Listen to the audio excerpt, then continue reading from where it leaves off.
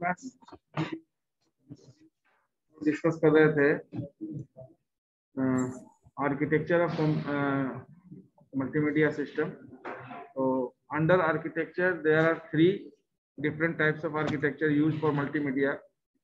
First one is the stand-alone multimedia system, यानी कि अगर आप किसी के सिस्टम पर जाकर कोई भी एप्लीकेशन इंस्टॉल कर देते हैं तो वो आपका एप्लीकेशन उसी के सिस्टम से, उसका स्टोरेज या डेटाबेस सब उसी सिस्टम पर आपका मेंटेन होगा। अदर कोई सिस्टम से वो जो है डेटा शेयरिंग का वहां जरूरत नहीं होगा, यानी कि everything, every contents, every media contents are resided on that particular computer where that application is installed. So there are various manner in which we can organize the multimedia system. So first architecture we are using, that is the stand-alone multimedia system. जो किसी भी तरह का आप application बनाते हैं, जैसे जावा में या .NET में बनाएंगे, तो जावा में भी आपका जो है एक स्टैंड अलोन एप्लीकेशन होता है, एक वेब एप्लीकेशन होता है, एक आप एप्स बेस्ड कोई बना रहे हैं। तो स्टैंड अलोन एप्लीकेशन के लिए जो डेटाबेस उस सिस्टम का होगा, वो डेटाबेस भी उसी सिस्टम के साथ आपका अवेलेबल होगा जहां पर वो एक्सेसिबल होगा।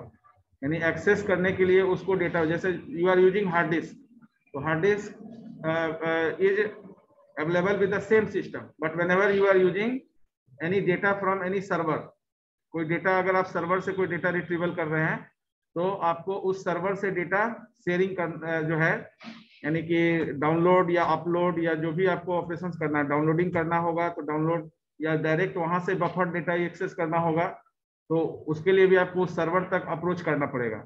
यानी database is maintained by that server through which you can access that data. But stand alone system में क्या है कि database is also available with the system on which the application is executed. Second way is the server multimedia, यानी कि आपका जो storage सब system एक अलग सर्वर पर होगा और वहां से नेटवर्क के थ्रू डेटा जो है वो ऑर्गेनाइज होगा, ठीक है ना। And the third one is the network multimedia system, जिसमें दो होता है, दोनों चीज इसलिए कि ये इसमें नेटवर्क सब सिस्टम आपका यूज होता है और बाकी आपका डेटा जो है किसी ना किसी सर्वर पर होगा। तो सर्वर पर होगा तो सर्वर भी किसी सिस्टम से को बनाया गया होगा, वहां पर आपका डेटाबेस उस सर्वर को होल्ड कर रहा होगा। इसका मतलब जिस सिस्टम को सर्वर बनाया गया होगा वो सिस्टम आपका क्या करेगा, स्टैंड अलोन एप्लीकेशन ऐसा काम करेगा और वहां से नेटवर्क को यूज करके वो डेटा को शेयर करेगा। तो नेटवर्क मल्टीमीडिया सिस्टम में हम लोग एग्जांपल ले सकते हैं कि अगर किसी पर्टिकुलर ऑर्गेनाइजेशन का मल्टीपल ब्रांचेज है तो एक सेंट्रल कंप्यूटर होगा, सेंट्रल सर्वर होगा, जो आज के डेट में मैक्सिमम बैंक का है। अब बैंक का एग्जांपल ले सकते हैं, उसका एक सेंट्रलाइज सर्वर है और उसके बाद हर बैंक का हर सिटी में आपका ब्रांच है और हर स्टेट में सेवरल ब्रांचेज है, ठीक है ना। लेकिन ये सारा जो है वो हैंडलिंग कहाँ से हो रहा है, सेंट्रल सर्वर से हो रहा है। तो आपका कोई भी आईडी या कोई भी की जो जनरेट हो रहा है वो सेंट्रल सर्वर से जनरेट हो रहा है। तो डेटाबेस भी वहां पर है, लेकिन हर ब्रांच पर भी कुछ डेटाबेस आपका जो है वो होल्ड हो रहा है जो सर्वर से आपका शेयर कर रहा है डेटा।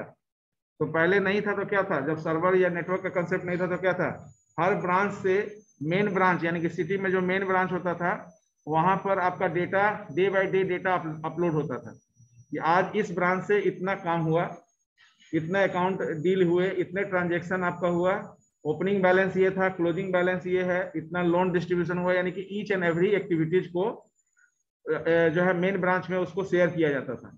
नेटवर्क से ये आसान हो गया क्योंकि ये चीज आपका हर लेयर जो है वो अपडेट होता जा रहा है, जैसे जैसे ट्रांजेक्शन हो रहा है अपडेशन भी आपका साथ साथ में चल रहा है।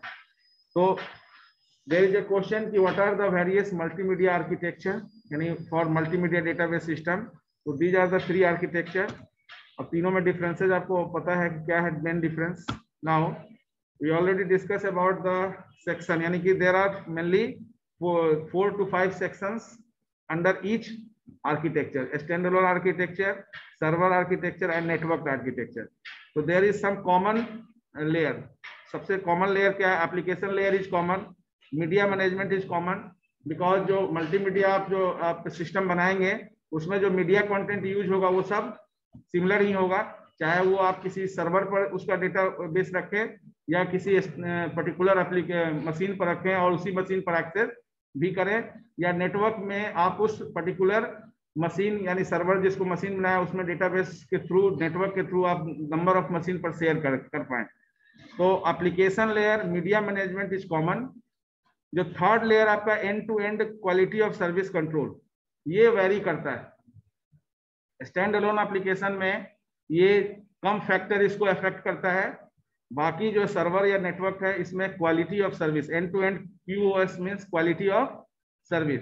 तो quality of service is affected in rest of the two, यानी स्टैंड अलोन के अलावा जो सर्वर या नेटवर्क है, ये आप ऐसे भी देखेंगे तो आपके सिस्टम में जो बफर्ड होगा डेटा वो फास्ट होगा, हार्ड डिस्क से डेटा बफरिंग फास्ट होगा, ठीक है ना। लेकिन इसी चीज को आप सर्वर से अगर एक्सेस करेंगे तो वहां पर ये स्लो हो सकता है, क्योंकि वहां पर बैंडविड्थ, स्पीड, बहुत सारा फैक्टर काम करता है।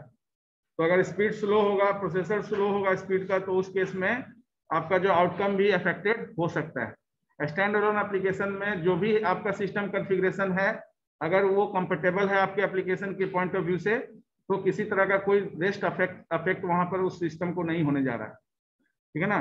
तो that is the layered architecture. Layer architecture जो इसमें नाउ सबसे आपका जो मेन है वो डेटाबेस और स्टोरेज डिवाइसेस। तो डेटाबेस आपका स्टैंड अलोन में क्या है, डेटाबेस जो आप यूज कर रहे हैं उसका स्टोरेज भी आप उसी पर्टिकुलर मशीन पर कर रहे हैं जिस मशीन पर उस एप्लीकेशन को एक्सेस कर पा रहे हैं।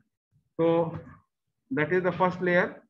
तो लेयर बाय लेयर अगर देखें, अगर बॉटम अप देखा जाए तो सबसे पहले आपका क्या है, स्टोरेज सब सिस्टम और नेटवर्क सब सिस्टम।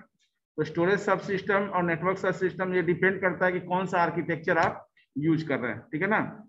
और these are the central system, because without a storage system you cannot store the database, and once the database is not stored for the particular multimedia, then media management is not done in a proper manner. Media management को ही के लिए हम लोग storage system सब system use करते हैं। Now that is layer 2 from top bottom up. तो end to end quality of service में अगर लेयर 2 देखें तो देखिए, सोर्स आपका मल्टीमीडिया डेटाबेस है स्टैंड अलोन सिस्टम में। तो मल्टीमीडिया डेटाबेस आपका उसी सिस्टम पर है जिस सिस्टम से आप एक्सेस कर रहे हैं। नेटवर्क सिस्टम में आपका सोर्स मल्टीमीडिया सर्वर है, यानी कि जो सर्वर आपको मल्टीमीडिया डेटाबेस प्रोवाइड कर रहा है, that server is treated as a source for distribution of the particular media, यानी media content. Media content distribution के लिए आपका सोर्स जो है वो नेटवर्क सर्वर, मल्टीमीडिया सर्वर है, क्योंकि multimedia database is stored somewhere on any machine which is treated as a server, and from there the particular system is circulated on rest of the system, जहां से request आपका जो submit किया जाएगा। तो इसलिए यहाँ पर जो नेटवर्क सब सिस्टम है, यहाँ पर कुछ पॉइंट दिया गया है कि quality of service comprises that is delay, packet loss. ये प्रोबेबिलिटी हो सकता है कि आपका नेटवर्क सब सिस्टम में ये सारे, जहां पर मल्टीमीडिया डेटाबेस आपका सर्वर होल्ड कर रहा है, वहां पर पैकेट लॉस, नेटवर्क डिले। अब जैसे हम लोग जूम से मीटिंग कर रहे हैं तो यहाँ पर भी वेरियस एक्टिविटीज हो रहा है, यानी कि वीडियो भी यूज हो रहा है, ऑडियो भी यूज हो रहा है, टेक्स्ट मैसेज भी हो रहा है, कंटेंट शेयरिंग भी हो रहा है, यानी कि बहुत सारा मीडिया डेटा यूज हो रहा है, ठीक है। अब ये मीडिया डेटा यूज होने का मतलब, अगर आप केवल ऑफलाइन क्लास चलता है तो सारा कुछ यहाँ पर है, कंटेंट्स, टूल्स, आपका डेटा जो भी है सारा कुछ यहाँ शेयर हो सकता है, या कुछ अगर नहीं अवेलेबल होगा तो उसको अवेलेबिलिटी भी जो है वो नोटिफाई किया जा सकता है। लेकिन बहुत सारा सर्वर पर ऐसा हो सकता है कि आपका अनअवेलेबिलिटी नहीं है, अवेलेबिलिटी है, लेकिन due to several factor your media is not properly manage. तो सेवरल फैक्टर वो वेरी कर सकता है, हो सकता है आपके सिस्टम पर सही काम करे कोई फीचर, किसी के सिस्टम पर सही काम नहीं करे, इसलिए कभी कभी आप देखते हैं कि आपकी आवाज नहीं आ रही है। तो ये आवाज नहीं आ रही है क्योंकि यहाँ पर एक चैनल नहीं, नंबर ऑफ चैनल एक्सेस कर रहा है सेम रिसोर्स को। तो ये जो मैनेजमेंट ऑफ मीडिया हो रहा है यहाँ पर आपके सिस्टम पर से भी डिपेंडेंसी है। आपका सिस्टम अगर मान लेते हैं कंफर्टेबल नहीं है या किसी तरह का कोई फैक्टर वहां पर आपके सिस्टम को अफेक्ट कर रहा है, तो आपका भी ये लॉस ऑफ डेटा हो सकता है। हो सकता है कि कुछ बात हम बोल रहे हैं वो आपका वहां तक नहीं पहुंच पाए, ठीक है ना। आपके एंड से आपकी बात हम तक पहुंच पा रही है, लेकिन मेरी बात आप तक नहीं पहुंच पा रही है। तो these are the some problem occur whenever the particular storage subsystem, यानी कि multimedia is stored somewhere in the server. That is the major aspect. Then the media management, you already know that ki synchronization is needed whenever various multimedia contents are there. So there's need to synchronize each and every data, either it is in the form of text, image, audio, video, ये सारे को synchronize करना पड़ता है. Suppose करिए कि आप video conferencing meeting कर रहे हैं, ठीक है ना, this is also look like that. So there is a meeting in a video conferencing manner, and audio comes first and video comes first and voice come next. यानी कि there is no coordination between voice and audio, यानी audio and video. तो video और audio में नहीं होगा तो क्या होगा, आपका जो है वीडियो पहले चल जाएगा, ऑडियो बाद में आएगा. ठीक है, इसका मतलब है कि there is a coordination gap, there is lack of coordination in between the media content. Media content नहीं है. इसके लिए आप प्रोटोकॉल पढ़ते हैं. There is several protocols, streaming protocols. आप बोलते हैं ना कि इस पर्टिकुलर प्लेटफॉर्म का जो है स्ट्रीमिंग बेहतर है, तो स्ट्रीमिंग बेहतर बनाने के लिए कोई प्रोटोकॉल यूज हो रहा होगा. तो नेटवर्क में आप वेरियस लेयर में प्रोटोकॉल पढ़ते हैं. एप्लीकेशन लेयर का कोई प्रोटोकॉल बताएंगे, क्योंकि जो फाइनल लेयर होता है वो प्रेजेंटेशन आपका जो एप्लीकेशन लेयर में ही होता है. तो एप्लीकेशन लेयर तभी काम सही से करेगा जब उसके लोअर लेयर सही से काम कर रहे होंगे. मान लेते हैं डेटाबेस कनेक्ट नहीं हो पाया, सर्वर पर आपका डेटा है, नेटवर्क नहीं है, तब किसी भी हालत में आप किसी को एप्लीकेशन यानी प्रेजेंटेशन नहीं दे पाएंगे. जैसे अभी हम प्रेजेंटेशन दे रहे हैं एक तरह से, तो प्रेजेंटेशन हमारा तभी हम शेयर तभी कर पाएंगे जब नेटवर्क हमारा कनेक्टेड होगा. अगर नेटवर्क लॉस होगा तो उस केस में हम आपका जो है ये फाइल शेयर करेंगे तो ये ऑफलाइन में तो शेयर होगा, ऑनलाइन में शेयर नहीं हो पाएगा. तो कोई बता सकते हैं कि प्रेजेंटेशन लेयर का कोई, यानी लेयर आप ऑलरेडी पढ़ लिए होंगे network. Telnet sir, telnet service. Telnet and remote login access कर सकते हैं सर, मतलब रिमोट एक्सेस कर सकते हैं. अच्छा, टेलनेट यूज किया, ठीक है. एप्लीकेशन लेयर एफटीपी भी है. एचटीपी है. FTP sir, FTP.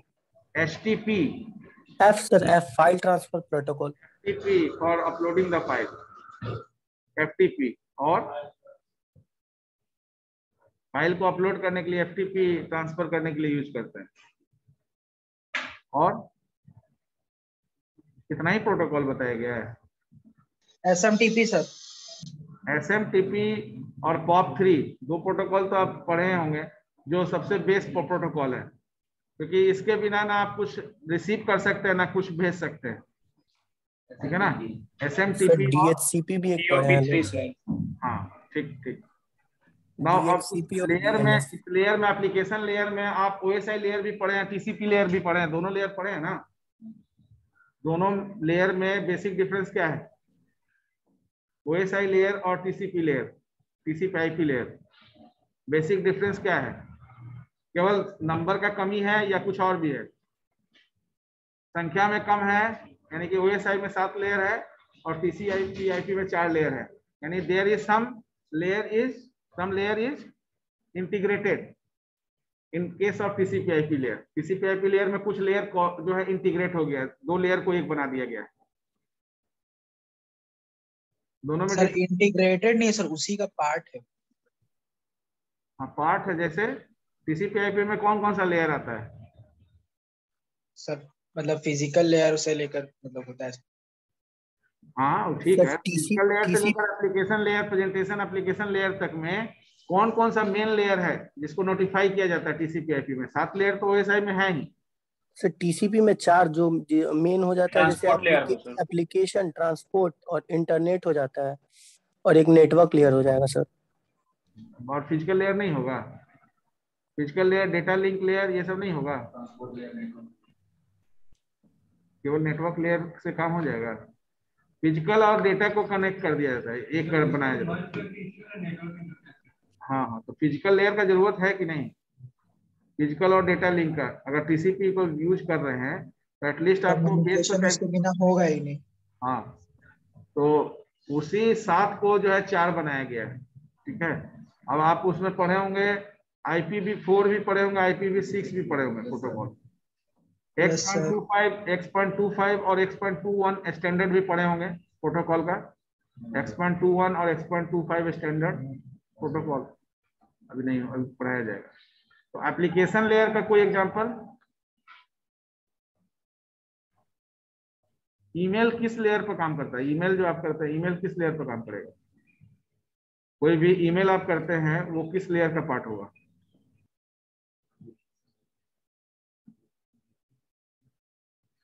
यानी एक ईमेल किसी को आपको सेंड करना है तो वो ईमेल जो आपका सेंडिंग ऑपरेशन है, एप्लीकेशन, वो किस लेयर में आएगा? प्रेजेंटेशन में या एप्लीकेशन में? एप्लीकेशन में।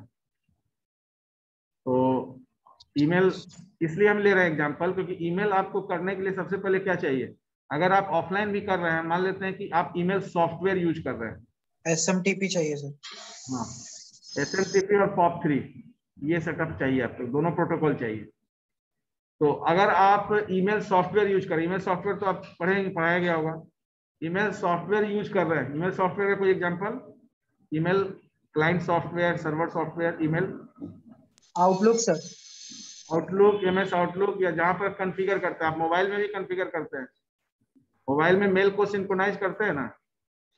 अगर नंबर ऑफ मेल आईडी है आपका, नंबर ऑफ मेल है, तो सारे मेल को आप सिंक्रोनाइज करके रखते हैं ताकि जब भी नेटवर्क में हो आपका वो सिंक्रोनाइज होता रहे, उसका इनबॉक्स आपका एलोकेट करते रहे, जो भी अपडेशन है होते रहे। हाँ, आप चाहें तो सिंक ऑफ करके रख सकते हैं, ठीक है ना।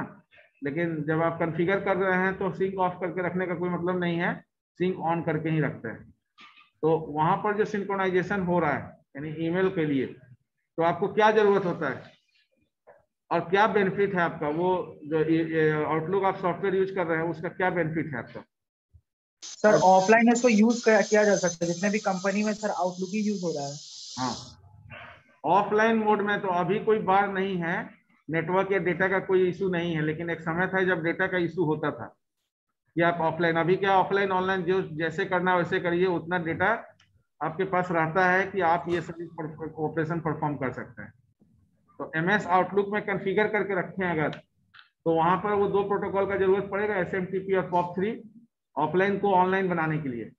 तो एप्लीकेशन लेयर पर कोई भी मेल सेंड करने के लिए आपको एटलीस्ट नेटवर्क चाहिए होगा, ठीक है ना। हाँ लेकिन जाएगा नहीं सर, वो उसी में सेव रहेगा, जब जैसे नेट आएगा वैसे वो ये तो चला आप जाएगा। ईमेल सॉफ्टवेयर बता रहे हैं, वेब सॉफ्टवेयर भी आप यूज करते हैं ना, यानी जो आपको ईमेल प्रोवाइडर है आप उसके एंड पर भी तो एक्सेस करते हैं। मान लेते हैं जीमेल से आपको अगर जीमेल के आईडी से कोई मेल करना है तो आप जीमेल से आईडी पहले लॉगिन करते हैं, ना। लॉगिन करने के बाद आपको वो आपका जो है इनबॉक्स ओपन होता है, कंपोज आप वहां से जाके करते हैं, फिर आप मेल करते हैं। तो ये तो हुआ वेब सॉफ्टवेयर यूज करना, यानी कि वेब, जहां वेब मेल यूज करना। अगर वेब मेल नहीं यूज करना चाहते हैं आप, रिडिफ मेल, जीमेल, कोई भी पर्टिकुलर वेब ईमेल प्रोवाइडर जो आपका ईमेल सर्विस प्रोवाइडर जो आपका साइट है उसको, उसके URL को आप नहीं ओपन करना चाहते हैं, तो आप कॉन्फ़िगर करके रखते हैं। तो ये दोनों में डिफरेंस आपको क्या है? जो वेब यानी मेल यानी कि जो प्रोवाइडर है, ईमेल प्रोवाइडर, अगर उसके एंड से आप एक्सेस करेंगे तो क्या होगा? आपको नेटवर्क चाहिए होगा। लेकिन जो आप आउटलुक कॉन्फ़िगर कर लिए उसके लिए किसी तरह का कोई मेल पढ़ने के लिए जो आपके इनबॉक्स में अवेलेबल है, या किसी तरह का कंपोज करने के लिए, ड्राफ्ट करके रखने के लिए कोई नेटवर्क का जरूरत। तो that is the difference between that two particular. तो एक सर्वर से आपको डेटा चाहिए होगा, क्योंकि एक आप मेल आप सर्वर से ओपन कर रहे हैं, और एक मेल को कॉन्फ़िगर करके पैकेज में रखे हुए हैं, आउटलुक आपका कॉन्फ़िगर करके रखे हुए हैं। तो आउटलुक में आप ऑफलाइन मोड में भी बिना नेटवर्क के भी काम कर सकते हैं, उस सिस्टम पर, जिस सिस्टम पर वो आपका मेल कॉन्फ़िगर किया हुआ है। लेकिन उसी चीज को अगर आपको जीमेल खोलना, जैसे अभी हमको लॉगिन करना हुआ, तो लॉगिन करेंगे तो हमको नेटवर्क चाहिए, ठीक है ना। लॉगिन करेंगे अगर जीमेल से, अगर रिडिफ मेल से, तो हमको लॉगिन करने के लिए नेटवर्क चाहिए होगा। तो नेटवर्क वहां पर मान लेते हैं अगर नेटवर्क स्लो होगा तो हम लॉगिन नहीं कर पा रहे हैं, लेकिन आपका आउटलुक में वो नेटवर्क ऑलरेडी अवेलेबल है डेटा, तो आउटलुक में आप उसको पढ़ पा रहे हैं, क्योंकि जब आपका वो मेल आया होगा तो आपका नेट अवेलेबल होगा, मेल आपका एलोकेट हो गया, तो you can easily read the contents. But whenever you want to read the contents through the server of that particular provider, email provider, then you need network. आपको network का जरूरत पड़ेगा, network से आप ओपन करेंगे। अभी क्या मोबाइल में सिंक्रोनाइज किया, मोबाइल में आप पढ़ ले रहे हैं, लेकिन यही चीज अगर डेस्कटॉप में या लैपटॉप में आप कनेक्ट करेंगे तो दैट लैपटॉप या desktop, if there is no any email configured, आपका ईमेल अगर कॉन्फ़िगर्ड नहीं है तो क्या करना पड़ेगा आपको? पहले नेटवर्क अवेलेबल कराना पड़ेगा, फिर आपको उस सर्विस प्रोवाइडर के प्लेटफॉर्म को ओपन करना पड़ेगा, और अपने आईडी से ओपन करिएगा तो आपका जो आईडी है उससे रिलेटेड जो कंटेंट है तब जाके वो शेयर होगा, ओपन होगा, then only you can access that particular content. तो अब देखिए यहाँ पर नेटवर्क में क्या हो रहा है, वहां पर भी आपका जो है जो मेल ऑपरेशंस करने के लिए नेटवर्क स्पीड, प्रोसेसर स्पीड, ये सारे फैक्टर आपका जो है वर्क कर रहे हैं आपके कंटेंट्स को आप तक पहुंचने के लिए। यानी आपका कंटेंट्स आप तक तभी पहुंच पाएगा जब नेटवर्क लेयर में नेटवर्किंग या जो आपका पैकेट डिस्ट्रीब्यूशन TCP/IP आपका सही ढंग से काम कर रहा होगा, ठीक है ना? तो लेकिन वो जाएगा सर ट्रांसपोर्ट लेयर की थ्रू। हाँ, जो मेल जो है सर वो जो जाएगा वो ट्रांसपोर्ट लेयर के थ्रू ही जाएगा, मतलब वहां पे। बिल्कुल बिल्कुल, लेकिन वो सर्विसेज किस तरह के सर्विस में आएगा? कनेक्शन ओरिएंटेड या कनेक्शन लेस? Connection less. तो मतलब होगा, कनेक्शन होगा, लेकिन मतलब फिजिकली नहीं रहेगा सर। अब ये जब पूछ दिए तो अब ये बताइए कि what is the difference between TCP and UDP? You already have a concept of user datagram protocol and transmission control protocol. That means there is some connection-less services and some connection-oriented services. तो email UDP से sir unreliable data transmit। हाँ, तो email के लिए क्या connection-oriented service के अंदर रखा जाएगा email को? क्या ईमेल करने के लिए जरूरी है कि जिसको आप मेल कर रहे हैं वो ऑनलाइन हो? नहीं सर। उसके मशीन पर तभी जाएगा। आप जो मेल कर रहे हैं वो तो सर्वर पर जा रहा है। सर्वर किसका होगा? जो ईमेल प्रोवाइड कर रहा होगा। लेकिन सर वो दिखेगा तभी जब उसके पास सर नेट होगा तभी, मतलब वो तो ऑब्वियसली उसी डेटाबेस की बात कर रहे हैं ना। वो जो आपका डेटाबेस कहाँ मेंटेन हो रहा है? सर्वर पर हो रहा है ना। अब जैसे आप कोई सिस्टम पर शेयर्ड रिसोर्स यूज कर रहे हैं और यूनिफॉर्म रिसोर्स यूज कर रहे हैं, दोनों में अंतर क्या होगा? अभी जैसे आप लैब में जा रहे हैं तो आप यूनिफॉर्म रिसोर्स यूज कर रहे हैं, हर सिस्टम का अपना मेमोरी है, उसी मेमोरी को एक्सेस कर रहे हैं। लेकिन अगर उसी को नेटवर्क में कर दिया जाए और एक सर्वर बना दिया जाए और सर्वर से आपको एक सर्टेन स्पेस प्रोवाइड किया, मेल प्रोवाइडर क्या कर रहा है? आपको एक स्पेस प्रोवाइड कर रहा है, उस स्पेस में आपका डिटेल्स होल्ड कर रहा है। जब वो स्पेस आपका फुल हो जाएगा तो आपको वो वार्निंग देने लगेगा कि आप जो है क्लियर करिए, नहीं तो हम क्लियर कर देंगे, ठीक है ना। अगर आपका यूजफुल डेटा है तो आप उसका बैकअप ले लीजिए, क्योंकि आपका ये जो है लेवल ऑफ जो आपका जो स्टोरेज कैपेसिटी है वो अब फुल होने जा रहा है। तो try to be manage your file, otherwise entire file will be lost, पूरा लॉस्ट हो जाएगा आपका।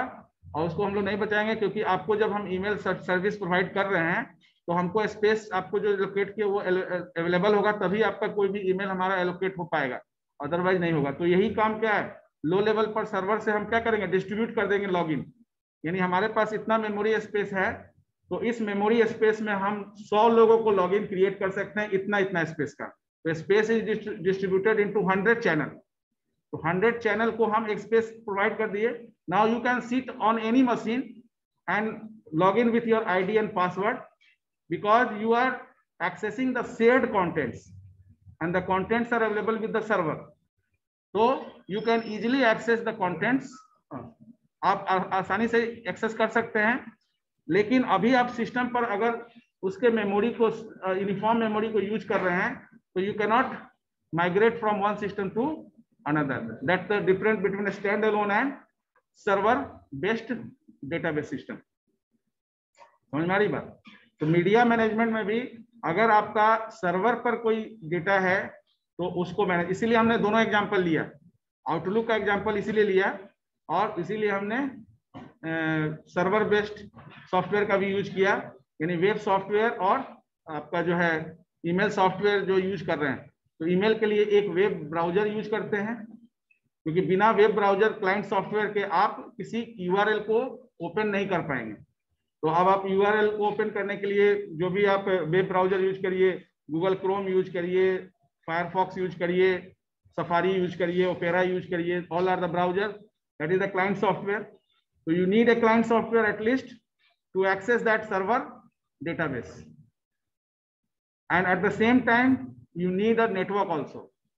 आपको नेटवर्क भी चाहिए होगा, आपको क्लाइंट सॉफ्टवेयर भी चाहिए होगा, जिस सॉफ्टवेयर के थ्रू आप यूआरएल टाइप करेंगे और उस यूआरएल को टाइप करने के बाद जो नेटवर्क है वो आपको सपोर्ट करेगा उस यूआरएल को ओपन करने में। तो एक बार जब यूआरएल ओपन होगा, then after you can log in your ID, log in with your ID and password, and once you log in with the particular mail provider, then only your mail related contents delivered or displayed onto the desktop or laptop from where you connect the particular URL. So that is the difference. But अगर आप outlook में configure किए हैं, यानी कि आप अगर कोई ईमेल सॉफ्टवेयर यूज कर रहे हैं लाइक MS आउटलुक, तो योर मेल जैसे आप मोबाइल में यूज कर रहे हैं, तो मोबाइल में भी you can just configure your mail. तो क्या मोबाइल में हर बार आपको अपना ईमेल आईडी लॉगिन करना पड़ता है? नहीं करना पड़ता है, केवल नेटवर्क चाहिए होता है। आपका परमानेंट 24/7 लॉगिन रहता है, आपके मोबाइल पर आपका मेल आईडी लॉगिन रहता है, आप उसमें कॉन्टैक्ट स्विच कर सकते हैं। बहुत सारा मेल आईडी है, तो कोई एक आपका ओपन मतलब वो दिखेगा जब आप उस मेल में जाएंगे। अगर आप नंबर ऑफ चैनल रखे हुए हैं तो नंबर ऑफ चैनल में कॉन्टैक्ट स्विचिंग करते हैं ना, लेकिन वहां पर केवल नेटवर्क चाहिए होता है हर बार आपको। लेकिन आप यूज क्या कर रहे होते हैं, वहां पर भी आपका जो है मेल जो है कहीं ना कहीं कॉन्फ़िगर्ड है, आपके मोबाइल में भी कॉन्फ़िगर्ड है, उसी तरह से आपके सिस्टम में भी कॉन्फ़िगर्ड होगा। कॉन्फ़िगर्ड बाय यूजिंग आउटलुक और अदर कोई सॉफ्टवेयर। आउटलुक के अलावा और कोई कॉन्फ़िगर यूज करते हैं? कोई आउटलुक के अलावा कोई ऐसा सॉफ्टवेयर, ईमेल सॉफ्टवेयर जिसमें आप मेल को कॉन्फ़िगर करते हैं? मोबाइल में कैसे कॉन्फ़िगर करते हैं? मोबाइल में भी आउटलुक से कॉन्फ़िगर करते हैं या कोई और कंटेंट से कॉन्फ़िगर होता है? मोबाइल में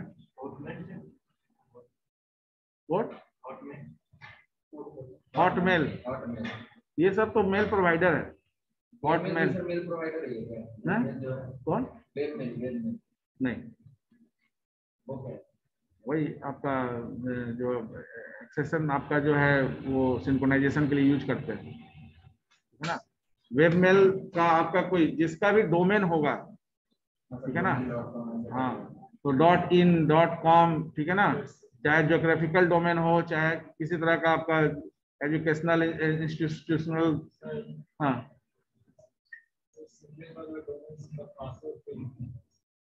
तो मैसेज कर दीजिए। पासवर्ड आपसे नहीं होगा, उसका जो एडमिन पैनल होगा वहां से रीसेट होगा, और जो पासवर्ड डाल दिया जाएगा जब आपको एक बार आप लॉगिन करिएगा तब पासवर्ड चेंज कर सकते हैं। हाँ, तो पासवर्ड रीसेट एडमिन पैनल से होगा, तो आप भेज दीजिएगा, उसको रीसेट कर दिया जाएगा, ठीक है ना। और रीसेट करने के बाद जो पासवर्ड भेजा जाएगा पहली बार आपको उसी से लॉगिन करना होगा, उसके बाद आप चेंज कर सकते हैं। ये तो हाँ, ये तो यूज कर रहे हैं ना गूगल को। हाँ, ये जीमेल के अंदर डोमेन क्रिएट किया गया है, ठीक है ना, जीमेल के थ्रू ही आपका ये डोमेन क्रिएट किया गया है, cmail.in।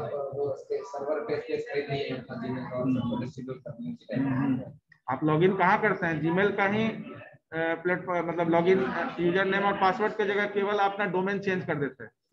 gmail.com की जगह cmail.in यूज कर लेते हैं, तो एक सर्टेन स्पेस वहां पर एलोकेट किया गया है, ठीक है, कॉन्फ़िगर कर रहे हैं, ठीक है।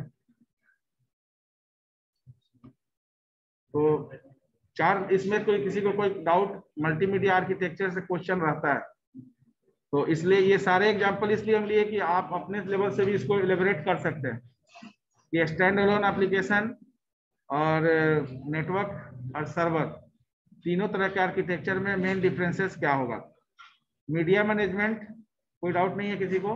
क्वालिटी ऑफ सर्विस में कौन ज्यादा इफेक्ट करेगा, यानी which types of architecture gives full support to the for quality of service for the media management. तो स्टैंड अलोन एप्लीकेशन जो है वो फुली सपोर्ट देता है without any hurdles, without any external effect, यानी विदाउट एनी एक्सटर्नल फैक्टर। अगर आपका जो है सपोर्ट जो है वो सबसे ज्यादा स्टैंड अलोन एप्लीकेशन के लिए होता है। वेब बेस्ड जो भी एप्लीकेशन आप यूज कर रहे हैं, क्योंकि अब यहाँ से आपका जो शुरू हो जाता है वेब एप्लीकेशन, एप्स से रिलेटेड जो एंड्रॉयड एप्स अब बात करेंगे, ऐप से रिलेटेड भी है, वो भी कहीं ना कहीं किसी सर्वर से एक्सेस कर रहा है डेटा। आप कोई भी आपका ऐप्स अगर डाउनलोड कर लेगा तो उसमें किसी भी तरह का इंफॉर्मेशन अगर रिट्रीवल होगा तो इंफॉर्मेशन कहाँ पर होल्ड होगा, जिस एप्स प्रोवाइडर के सर्वर पर होगा, या परमिशन भी आप किसको दे रहे हैं, जो आपको वो, हाँ, वो जो सर्विस आपको प्रोवाइड कर रहा है जिसमें जिस तरह का फंक्शनैलिटी डाला गया है वो फंक्शनैलिटी को आप अवेल कर रहे हैं। तो जो फंक्शनैलिटी आप अवेल कर रहे हैं उसका मैनेजमेंट कहाँ से हो रहा है, सर्वर से हो रहा है।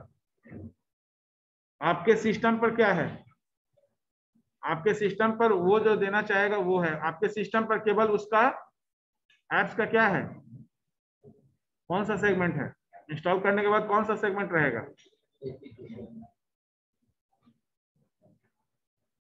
आप जब सिस्टम पर कोई एप्स इंस्टॉल करते हैं तो आपका सिस्टम पर वो एप्स किस फॉर्म में रहता है, कौन सा फॉर्म में रहता है, एपी, हाँ एपी के रहता है। लेकिन आप क्या वहां पर से सोर्स कोड चेंज कर सकते हैं कुछ, ठीक है ना। ये ठीक उसी तरह से है कि आपका, लेकिन अगर आपका कोई कंटेंट्स डेटाबेस अगर आपका जो है वो सिस्टम पर अवेलेबल है जिस सिस्टम पर, तो ये यूनिफॉर्मिटी मेंटेन नहीं हो पाएगा। एप्स जब यूजर है तो एक ही एप्स को हो सकता है कि मिलियन बिलियन जो है मोबाइल में यूज हो रहा हो, तो ये आप हर मोबाइल में उसका डेटाबेस या सारा चीज रिसोर्स शेयरिंग नहीं कर सकते। वो जब भी आपका रिसोर्स शेयरिंग होगा तो सेंट्रलाइज होगा, या आपके भी डेटा को अगर वो रिट्रीव कर रहा है, आपके भी डेटा को वो कैप्चर कर रहा है, डेटा बैंक में एलोकेट कर रहा है, तो वो भी आपका कहीं सेंटर पर होगा, क्योंकि जितना भी मोबाइल है सारे। तो इसलिए जब एप्स आप डिजाइन करते हैं तो लेयर बाय लेयर एक क्वेश्चन भी किया गया था कि क्या चेंज हुआ, तो चेंज हुआ परमिशन का चेंज करना जरूरी था, क्योंकि जो पहले आप ऐप यूज करते थे उसमें क्या था, उसमें परमिशन ऑटोमेटिकली एलोकेट हो जाता था, मांगा नहीं जाता था। यानी कि परमिशन क्या है, उसका मिसयूज होने लगा। तो बाद में हुआ कि आप जब इंस्टॉलेशन करिएगा तो वहां अलाउ और डिनाई करेंगे, अगर डिनाई करने के बाद वो एक्सेसिबल होने वाला होगा तो आपको इंस्टॉल करने का परमिशन देगा, अदरवाइज इंस्टॉलेशन वहीं पर पॉज हो जाएगा। उसके बाद उसका लेयर चेंज हुआ, फिर परमिशन क्या हुआ कि आप परमिशन तब दीजिए जब आप ऐप यूज करिएगा। अभी आप देखते हो कोई ऐप इंस्टॉल करते होंगे तो वहां पर आपको ये परमिशन मांगा जाता है, while using app allow for all, मतलब कि कभी भी ऑलवेज। तो आप उसमें जिसको सेलेक्ट कर देंगे तो जब तक आपका ऑलवेज कर देंगे, मतलब कि जब भी आपका मोबाइल ऑन होगा तो वो आपके रिसोर्सेस को शेयर कर,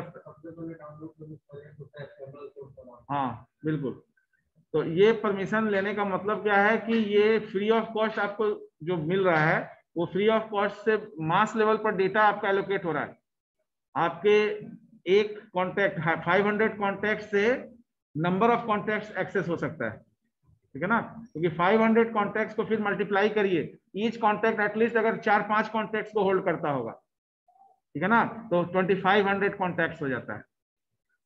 क्योंकि 5 लोगों को आप भेजेंगे, 5 लोगों का कॉन्टैक्ट आपको मिला, 5 लोगों को 500 लोगों को आप प्रमोशनल एक्टिविटीज भेजते हैं, उसमें कोई अगर 5 लोग भी कर लिया तो 5 लोगों का भी तो कॉन्टैक्ट आपका है, वो उसके रिट्रीवल डेटा में आ जाएगा, यानी कि उसके बैंक में वो भी डेटा आ जाएगा, ठीक है ना। And that is the creation, वही आपका बेस क्रिएशन है किसी भी तरह का जंक मेल, ठीक है ना। Nowadays you will get several types of junk mail, जो अभी बहुत ज्यादा रेशियो में है।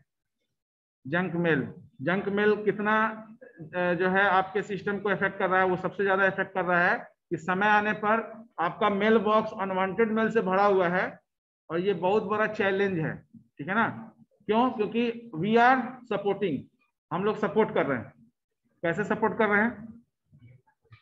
वी आर नॉट डूइंग मतलब अनसब्सक्राइब ऑपरेशन हम नहीं क्लिक कर रहे हैं। आपको हर एक जंक मेल में ये फीचर्स डाला जाता है कि if you want to stop this process, stop this mail service, then you can unsubscribe it, because by default subscription आपको दे रहा है। तो अगर 4 बार 5 बार आप अनसब्सक्राइब नहीं किए तो अब ये मान लिया जाएगा कि आपको ये कंटेंट्स आपको जो अच्छा लग रहा है और आपके लिए उपयोगी है, तो अभी हम बार बार भेजेंगे।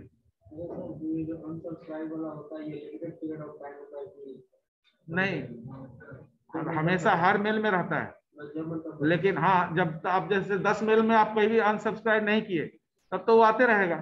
इसका मतलब है कि आप अपनी इच्छा जाहिर कर दी है कि हम सब्सक्राइब नहीं भी कर रहे हैं और अनसब्सक्राइब नहीं, हम बीच में हैं, ठीक है ना। हम सब्सक्राइब भी नहीं करना चाहते हैं, अनसब्सक्राइब नहीं, तो बाय डिफॉल्ट आपको जो करना करिए, ठीक है। तो वो मेल्स आपको रिसीव होते रहेगा। तो that is the whole about the particular. तो मल्टीमीडिया एनिमेशंस, मल्टीमीडिया आर्किटेक्चर, ठीक है ना, इसको आज कर देंगे हम, क्लास पे नहीं कर पाए थे।